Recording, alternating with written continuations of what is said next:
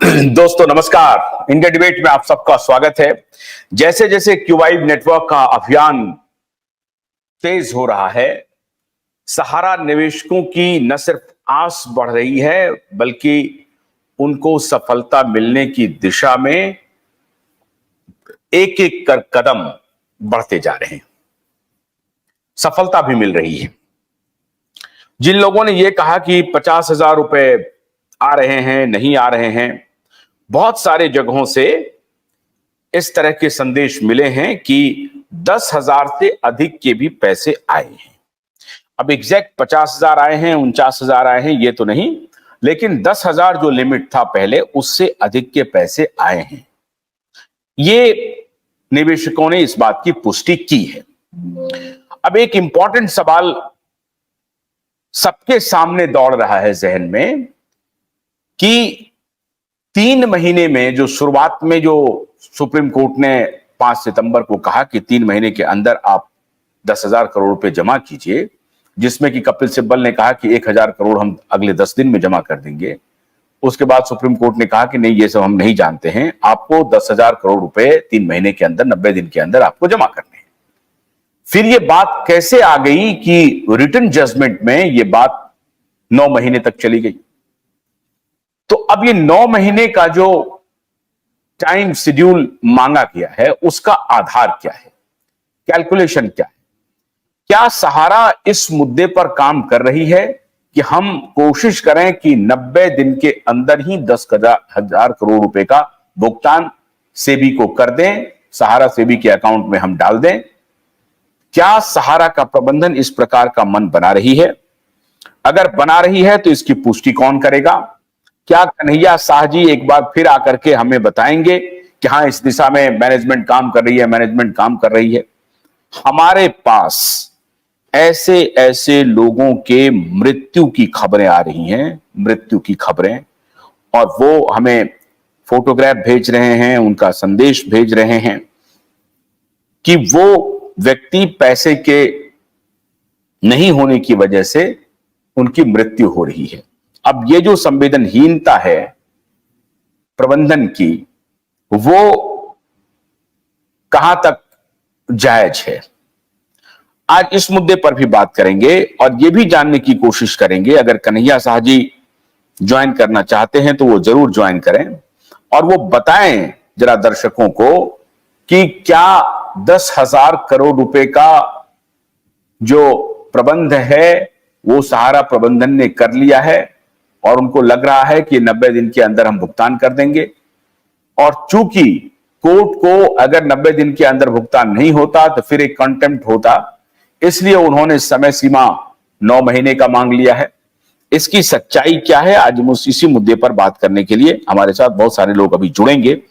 लेकिन ये भी लोग बताएं, अभी सही सही अकाउंट ये भी बताएं कि लोगों को पोर्टल के माध्यम से जो PIL लगी है कि पोर्टल के माध्यम से पैसे का निपटारा नहीं हो सकता है, और जो हो रहा है उसमें हजारों करोड़ रुपए के वारे न्यारे हो रहे हैं। एक एक निवेशक से 2-2 हजार रुपए तक तसीले जा रहे हैं डिफिशियंसी रिमूवल के लिए। क्या अभी भी यह प्रक्रिया चल रही है? क्या अभी भी बहुत सारे ऑफिसेज में, सहारा के ऑफिसेज में डिफिशियंसी हटाने के लिए उनके स्टाफ पैसे ले रहे हैं? और पैसे ले रहे हैं तो किन के लिए ले रहे हैं? क्या एक कमाई का दूसरा जरिया इन्होंने खोल दिया है?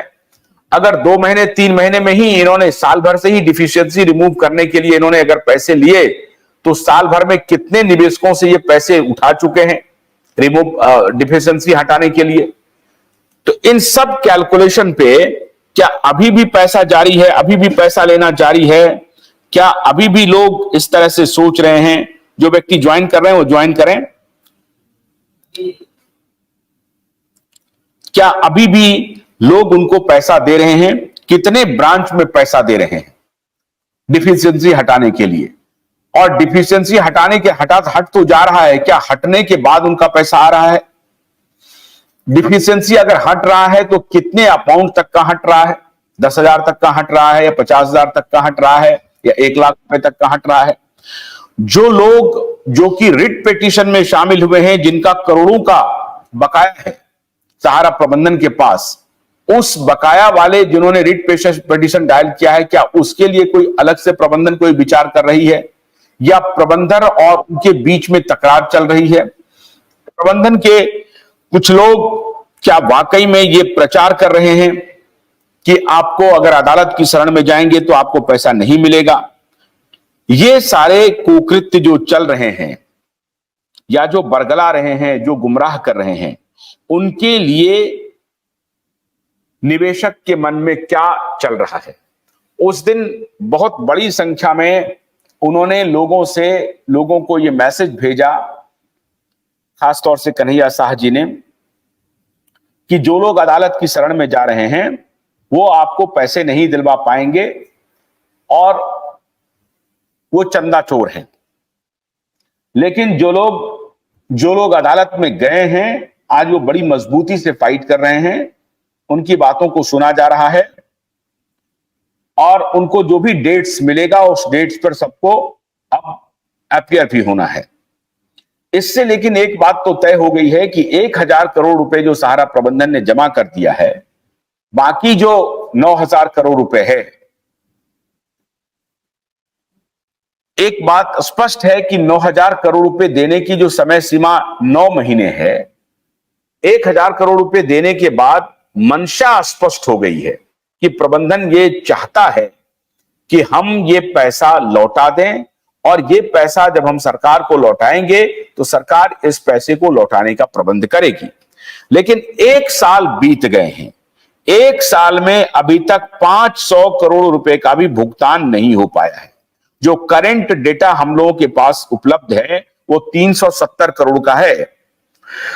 अब आप कल्पना कीजिए कि 370 करोड़ के आगे कोई नया आंकड़ा सरकार की तरफ से नहीं आया है, तो 1 साल में अगर 370 करोड़ रुपया और 4-4.5 लाख 4.25 लाख लोगों का ही निपटारा हो पाया है, तो यहां तो करोड़ों की संख्या में निवेशक हैं, उनका क्या वाकई में पोर्टल के माध्यम से भुगतान हो पाएगा? ये तो पंचवर्षीय योजना के में भी चला जाएगा तब भी नहीं हो पाएगा।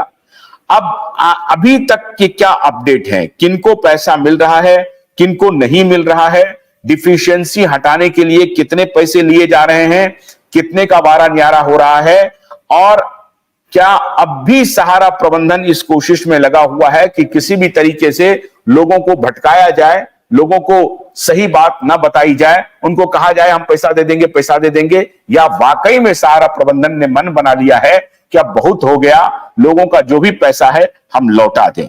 इन सभी मुद्दों पर बात करने के लिए बारी बारी से जुड़ रहे हैं। जी नमस्कार, आपका नाम क्या है बताइए?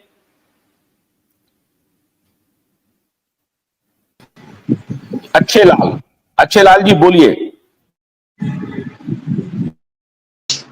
सर हमारा तो जो ऑपरेशन करा के डबल बैठे हैं, ऑनलाइन कराए सर, लेकिन हमारा पैसा आपकी सबमिशन के लिए दिए, हम आजमगढ़ से बोल रहे हैं, सिटी से ही, हीरापट्टी का हमारे इस बगल में सर।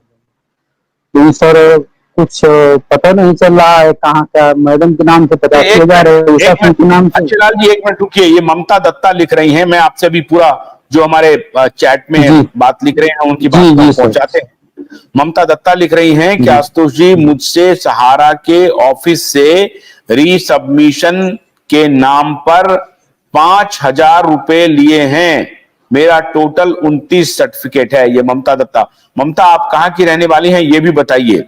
ममता, ओनली डिफिशियंसी आ रहा है, कृष्ण कन्हैया लिख रहे हैं।